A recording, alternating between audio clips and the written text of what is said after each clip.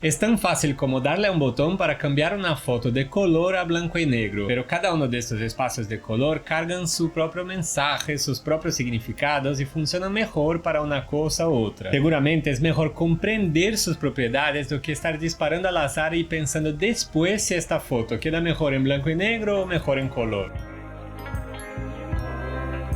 Hola, yo soy Pedro Vidal, fotógrafo y profesor, y hoy vamos a hablar de las diferentes propiedades y funciones de los espacios de color en fotografía, de las diferencias entre color y blanco y negro. Vamos a explorar el tema como nos implica a nosotros fotógrafos en su usabilidad, más que estar haciendo teoría de colores que no me cabe aquí. Es importante para nosotros saber cuáles son los elementos de lenguaje atribuidos a cada uno de estos perfiles para anticipar la manera que vamos a fotografiar, para que esto haga parte del proceso de construcción de una imagen, que es lo correcto, más que estar mirando en postproducción lo que mejor se encaja, porque fotografiar para blanco y negro es obviamente muy diferente de que fotografiar para el color. Hoy vamos a pasar rápidamente sobre el contexto del color y del blanco y negro en la fotografía, después hablaremos de los elementos de efecto y de lenguaje que tiene cada uno de estos perfiles, sus características propias, sus potencialidades, sus limitaciones, luego haremos una comparación objetiva con ejemplos entre los dos perfiles y una propuesta de ejercicio para tornar el pensar sobre el color y el blanco y negro en algo intuitivo, parte de nuestro subconsciente, de nuestra visión fotográfica. Los primeros experimentos en fotografía en color son del principio del siglo XX, pero solo por los años 60 que ella viene a ser vista y utilizada de manera parecida con lo que hacemos hoy. Hasta los años 60 o 70, aunque había un cierto dominio de la tecnología, la fotografía en color no era tomada a serio como arte o como expresión. Era un juguete o cosa de turista, igual que la propia fotografía en sí en sus primeros años. Esto empieza a cambiar cuando William Eggleston maneja de tener sus fotos por primera vez en un museo de arte, que era el Museo de Arte Moderna de Nueva York.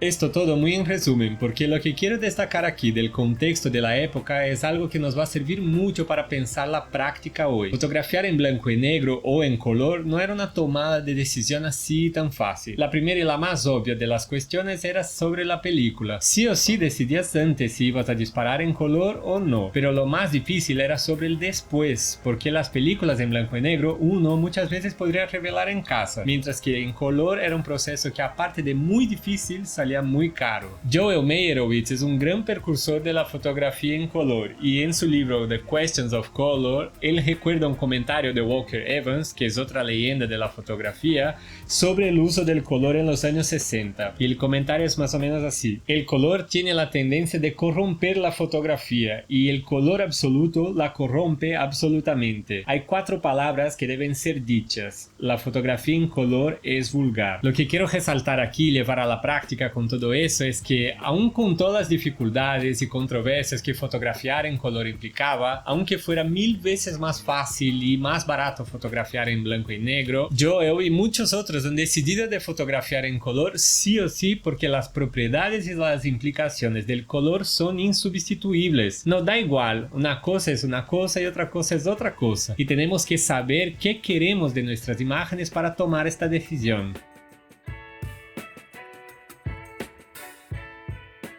Con la fotografía en blanco y negro, el desarrollo de la historia ha sido un poco más ingrato. Como hemos dicho, hasta los años 60 y 70 era la fotografía en color que no era tomada a serio y la fotografía en blanco y negro estaba bien consolidada. Hasta que muy rápidamente, mientras la fotografía en color se hacía más accesible y más aceptada por los medios, que la impresión y la reproducción del color se hacía más fácil, el blanco y negro empieza a caer en ostracismo. De repente, hasta el final de los 80 más o menos, principio de los 90, la fotografía en blanco y negro ya no era tan bienquista y caía en desuso. La fotografía en blanco y negro ahora se consideraba algo bucólico, anticuado y casi siempre estaba asociada a tristeza, hasta que Sebastián Salgado saca el libro Otras Américas en 1986 y recupera el prestigio de la fotografía en blanco y negro.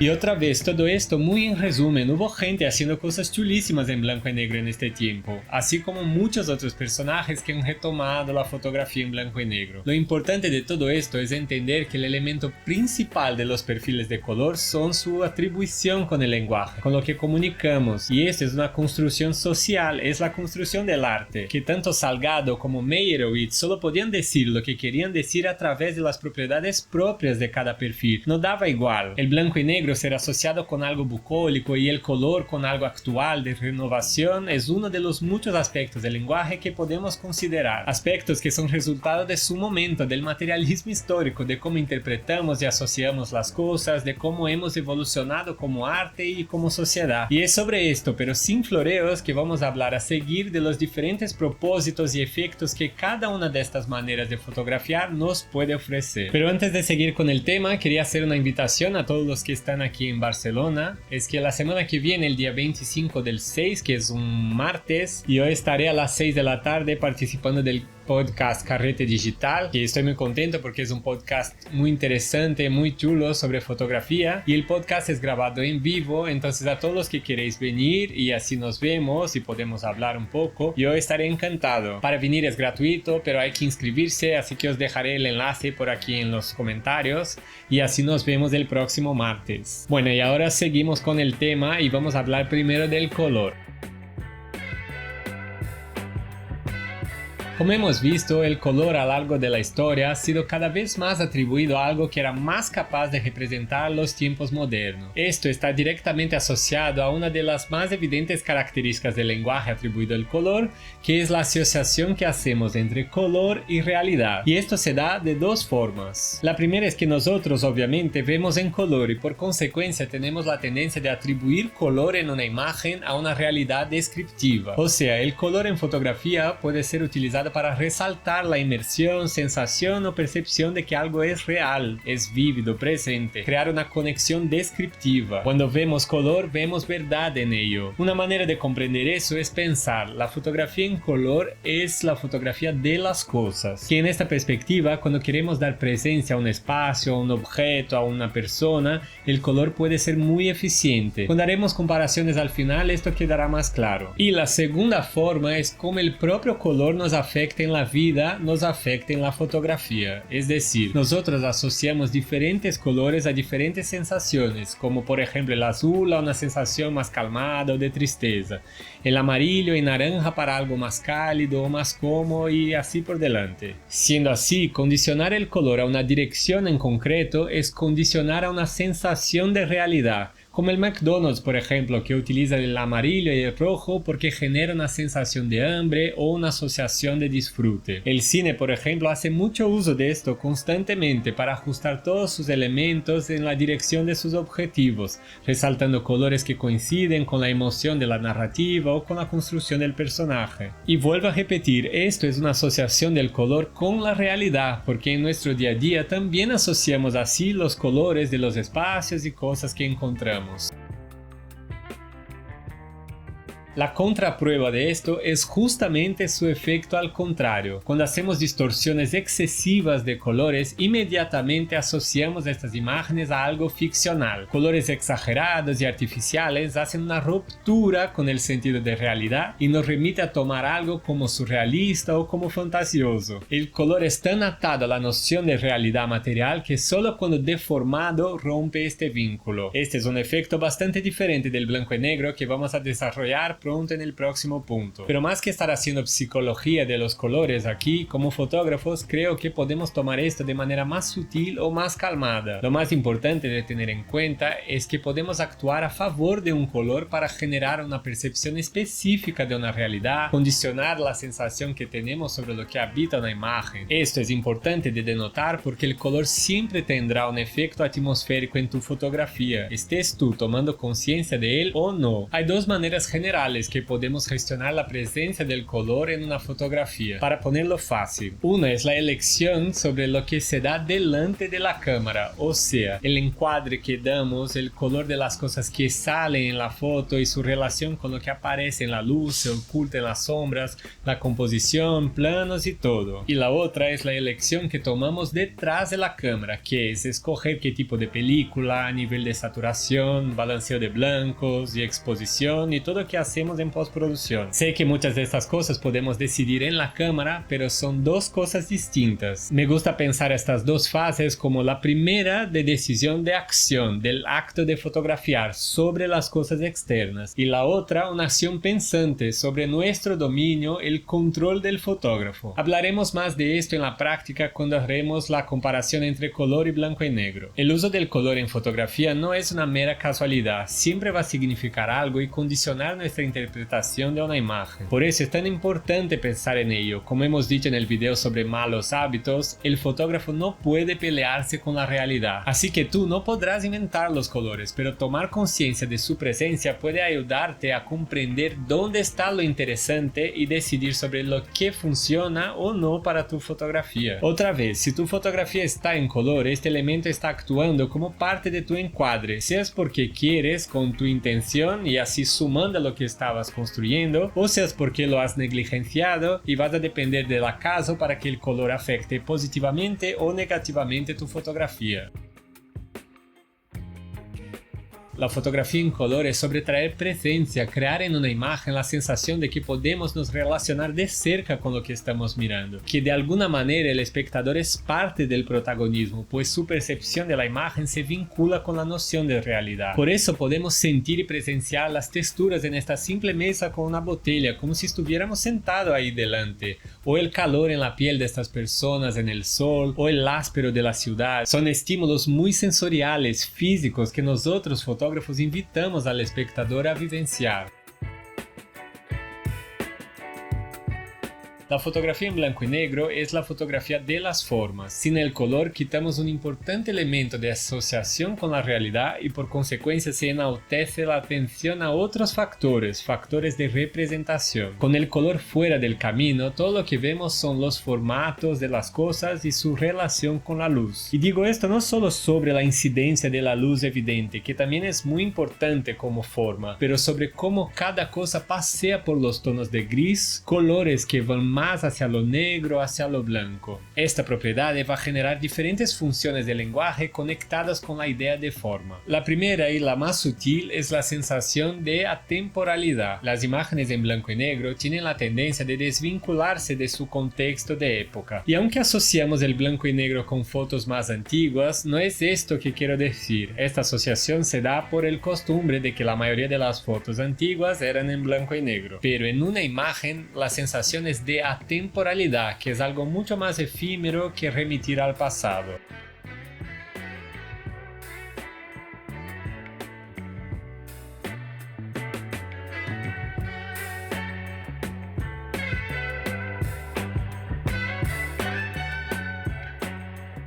Otra atribución de forma que es muy potente son en relación a las emociones. Esto es muy evidente en retratos, por ejemplo. El blanco y negro, al quitar las conexiones con aspectos materiales de la realidad, es capaz de aislar y evidenciar aspectos emocionales de lo que está delante de la cámara. De repente, la foto no es de una persona, de un rostro, es de la mirada, de la felicidad, de la nostalgia, de un sentimiento. Con las distracciones del color fuera del camino, nos atamos a las expresiones, a los gestos. Las formas de las emociones se quedan aisladas.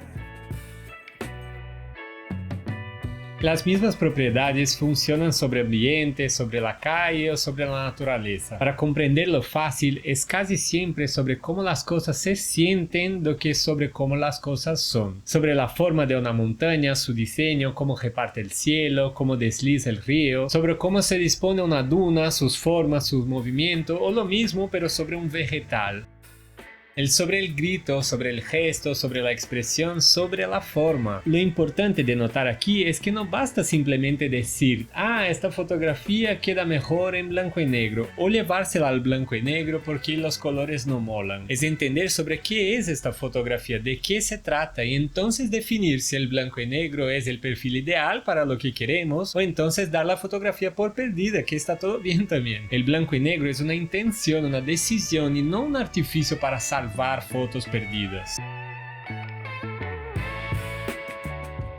Antes que alguien venga a quejarse en los comentarios, yo no estoy diciendo en ninguna instancia que los aspectos de cada perfil son exclusivos de los mismos. Es obvio que hay muchas evidencias de formas y emociones en color y que hay muchos sentidos de realidad y de atmósfera en el blanco y negro. Lo que quiero aquí es pensar sistemáticamente desde el punto de vista de fotógrafo sobre cómo podemos sacar más de cada uno de estos elementos y tornar nuestras fotografías más potentes de acuerdo con nuestros objetivos. Os voy a dar algunos ejemplos, hacer algunas comparaciones, luego sugerir un ejercicio para llevárselo a la práctica y a la tomada de conciencia. Una de las primeras distinciones que hemos hecho sobre los dos perfiles es la asociación del color con la realidad y del blanco y negro con la forma. Os enseño dos retratos para ejemplificar. En un lado tenemos el retrato de Martin Parr, donde casi es un encuentro con esta persona en particular, en su aspecto material, en su existencia. Es muy notable su presencia, su objetividad. Luego, en esta otra fotografía hay la presencia de lo simbólico, de la contemplación. Su atmósfera es compartida con nosotros, es notable su expresión, su subjetividad.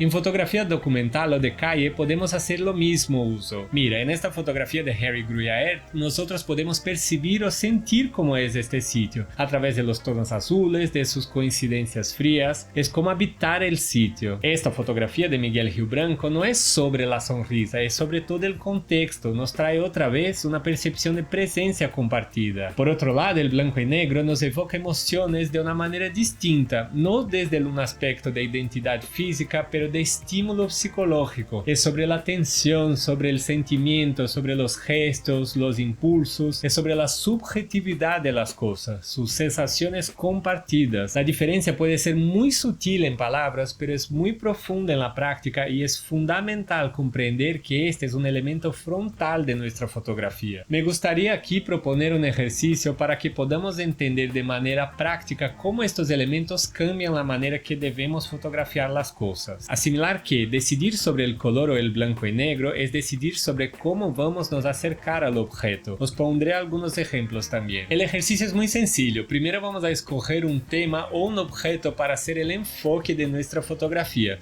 Puede ser un lugar, un determinado tipo de cosa, puede ser una persona también, lo que sea. En la primera parte del ejercicio vamos a fotografiar este sujeto solamente en color, pensando en cómo el color está actuando sobre el sujeto, su entorno, y recordar de elegir qué incluimos o recortamos a la foto con conciencia de que el color de las cosas van a ser parte de nuestra composición. Luego, en la segunda parte, vamos a mantener el mismo tema o sujeto, pero cambiar de color a blanco y negro. Entonces vamos a empezar a pensar cómo el sujeto y sus formas se acomodan en el encuadre, cómo que las diferencias de claro y oscuro actúan sobre él y sobre el ambiente y todo más. Solo por la práctica ya verás que la lógica y el propósito de fotografiar se cambia completamente. Os traigo un ejemplo. Yo siempre que fotografío a alguien por encargo me gusta entregar las dos opciones de fotografía y las dos tienen lógicas muy distintas. No voy a explicar nada más porque creo que ya he hablado demasiado, pero intenta de imaginar qué sería de estas fotos si estuvieran con el perfil al revés.